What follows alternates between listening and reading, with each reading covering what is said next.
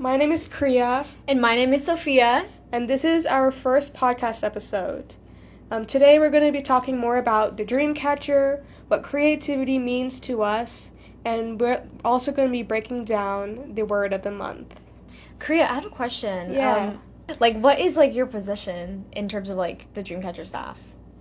I am the editor-in-chief for the Dreamcatcher. How about you? I am the assistant editor of the Dreamcatcher. Nice. Mm-hmm. All right, so I think we should start off by talking about what the Dreamcatcher means to us. Okay, so to me, at least to me, the Dreamcatcher is a platform where you can share your creativity and you can express yourself to your fullest potential. There's no one judging you. Yeah. And you get to share your artwork, prose, photography, poetry with the students at Westwood. And I think it's a really, really great opportunity to share your creativity. And also, it looks really, really good on college applications. Yeah. And that's what I feel like people underestimate about the Dreamcatcher. And also, this is testing a really cool skill because it's one thing to create a piece of art or write something for yourself, but having that confidence to share it to the public, to get your first steps of sharing your work out there, I think is really important for some people who might want to do this in the future as a career, just jump-starting that, or just finding a platform for them to have a space to share what they want to do. Yeah, I absolutely agree. I always, get excited whenever, I post on the Dreamcatcher and I see it on the website. Mm-hmm. But what makes me even more excited is getting some of my work actually being published into the print edition by the end of the year. Yeah. I think that's also really unique because in a school like Westwood, having a hub where we can just see so much creativity in one space, shining through the website literally, it's so unique, especially in our environment, and it's a good reminder that we have students that are like this on our campus as well. Yeah, I totally agree with that. Kriya, can you tell me, how is the Dreamcatcher different from all the other publications of Student Press? I think that this publication differs in that it highlights a very unique aspect of the student body that you can't see on the horizon as much or in the yearbook, because this is something that students are bringing up by themselves to be shown.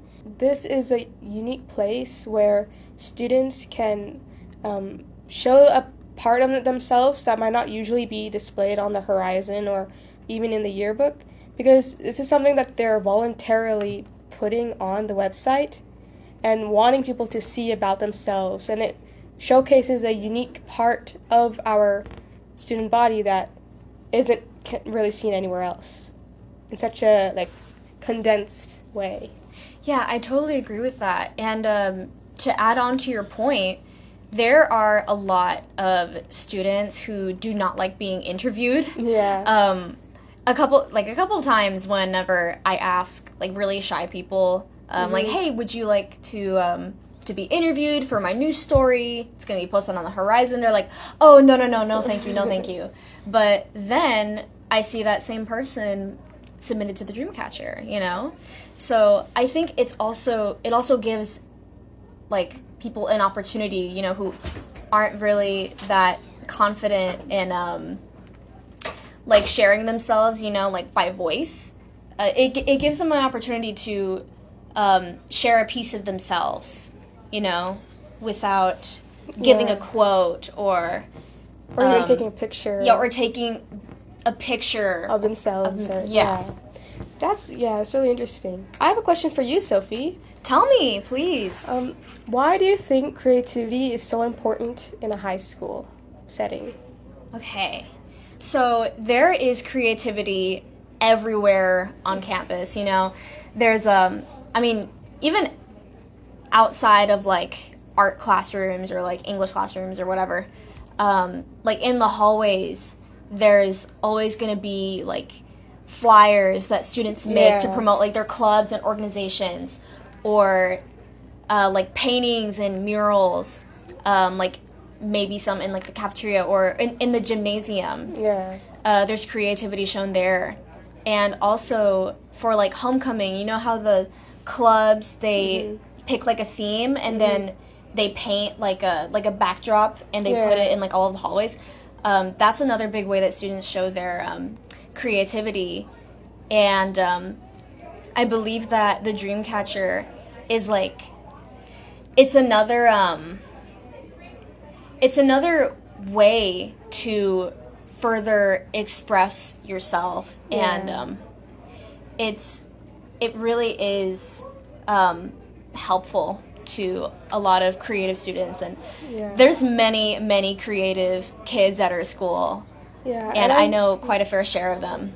Yeah, and I think even outside of just the Dreamcatcher, I think in a academic setting, having having outlets of creativity helps develop a different part of yourself that you can't really develop just through academics. And I think this creativity, in whatever form it is, sometimes I think we confine what creativity means, like it's just an art piece or it's just a poem, but creativity can come in so many different ways, like in the method of you presenting, or in the method of you, like, I know you're very into like fiber arts and yarn, crocheting, or even like the TikTok dances or the memes. Like creativity comes in so many formats, and I think it's so fun to see that, especially in an academic setting, how it can be shown in ways that we don't even think about in our schoolwork and even through clubs and activities. Yeah. I also feel like creativity comes in like fashion. So that's like a really big outlet of creativity. I mean, everywhere, not just at our school. That's another big way that people express themselves. And I can definitely see it in our school. Like, some people come to our school in amazing outfits and with unique makeup looks that I'm jealous of, because they do it so well, and you can see their creativity in that format, and I think it's really cool. Yeah, I totally agree. And the Dreamcatcher, it's like another outlet of that. It's another way to express yourself and to like show to the world, this is who I am. This is what I'm about. So I'm really grateful that we have another creative outlet at our school. Yeah. All right. So let's get into, this year for the Dreamcatcher, each month we're dedicating a word to help inspire this creativity and to help students who might not know what to draw or write about or take pictures of, to give them some inspiration. So we pick a word that we think can help jumpstart this creativity. And so for September, the word of the month is uncertainty. And so we want to talk a little bit about why we chose that word. So I just wanted to ask you, Sophie, when you think of uncertainty, what do you think of? Okay, so I'll give you a background on like my thought process on coming up with the word uncertainty for word of the month. So we started brainstorming the word uncertainty, word of the month, around like the beginning of school, so around like late August, early September. And to me, uncertainty is, well, you are unsure of what the unknown is. You are, maybe a little nervous or a little shy to like hop into the future, or you don't know what the future holds. And that is what a lot of students feel whenever they're jumping into the new school year. They don't know who their new friends are going to be, or what classes they're going to have, or what's going to happen in that year. And I thought it was a great word to express new beginnings and like uncertainty of the future. And to me, uncertainty can mean like, I don't know. Yeah, a lot of these things. Like, When I think of uncertainty, I definitely think of new beginnings. I think of trying something new for the first time, That's better. Like a new snack. I feel like sometimes the unknown is thought to be such a big deal, like, oh, the unknown is the future. But sometimes it can be as simple as, oh, you don't know what your friend's lunch is, and you want to ask and try it out, and you ask them, and that uncertainty of trying something for the first time, or maybe you don't know if a class is going to be right for you, but you still sign up to take it, and then you learn that you like certain aspects of it, or you don't. Or sometimes it's like traveling to a new place. If you're moving from a new state or a new country and you're coming to another place, it's all of the new things that you learn, all of the feelings that you have about trying these new things. Oh, I got it. I completely had a brain fart on this word, but also, like, ominous. Yeah. Yes. Uncertainty reminds me of, like ominous. Yeah. And mysterious. And, like, mysterious. Like foggy. So if we'll see, we sent out, like, on our banner on the website and in the Instagram post that we sent out, there's a lot of, like, the pink kind of like haze, and when I was looking at that, like the aura aesthetic. Yeah, and when I was looking at that banner and trying to help, create it and looking over it, that aura really reminded me of like a fog or a haze, or like a something that's covering the known, making it unknown, and like that's literally what I think of when I think of uncertainty. It's like misty, hazy, like something unknown. Yeah, and it can be scary. It can be really intimidating, but also it can be exciting or thrilling to not know what's going to happen to you.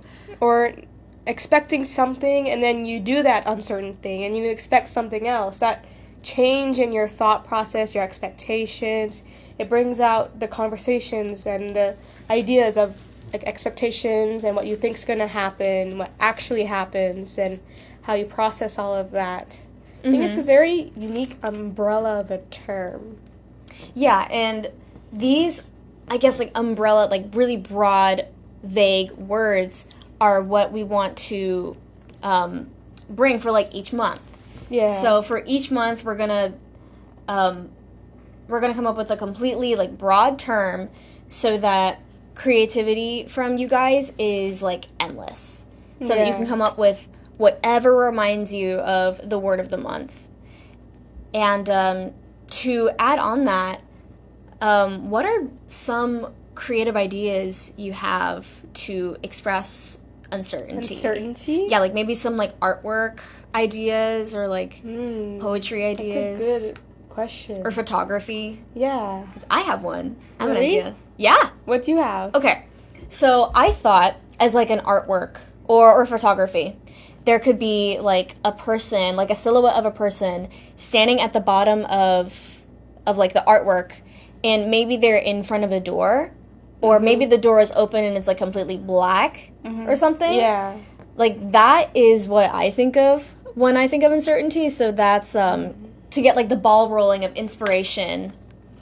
I think when I think of uncertainty, I think about the uncertain experiences that I've had in my life. Like when I was little, I went to South Korea for a year. And Really? And so when I was there were a lot of uncertain things that I encountered. Maybe I would write about my experience dealing with uncertainty, or I would try to paint a picture or take a picture of something that I've used to, like a personal experience to me that I felt made me feel uncertain, or something about a new beginning. Just, I think that's what I would do, write about my experience dealing with it.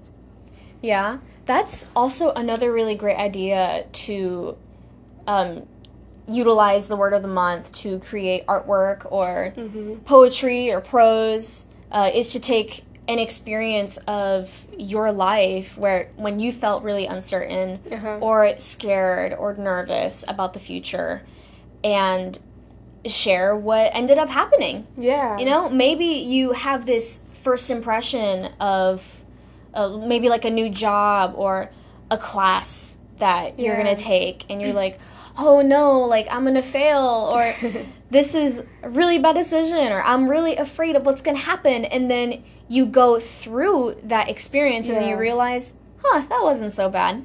Yeah. Or I feel like there's so, like we just discussed, there's so many ways you can take it. That's why I'm so excited for this Word of the Month, to see what people come up with and how they view it in their own eyes.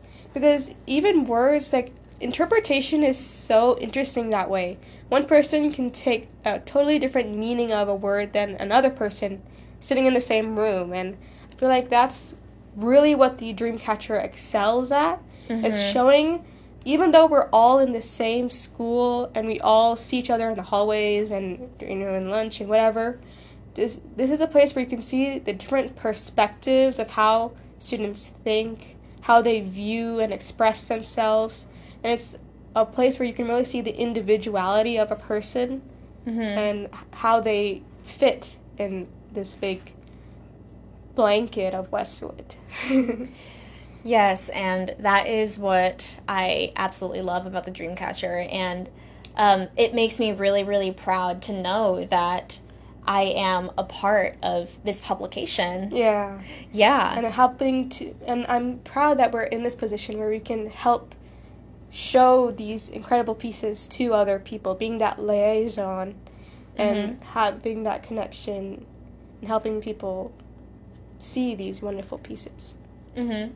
I think, okay, so we're almost out of time. We're about 20 minutes in. So I think these are really good conversations we're having. Oh, yeah. I think if we do well with this one, we can plan on doing more stuff like this in the future where we talk about topics that are related to art or related to writing or about the creative process and just share what we think. So thank you all for listening to this podcast, our first one.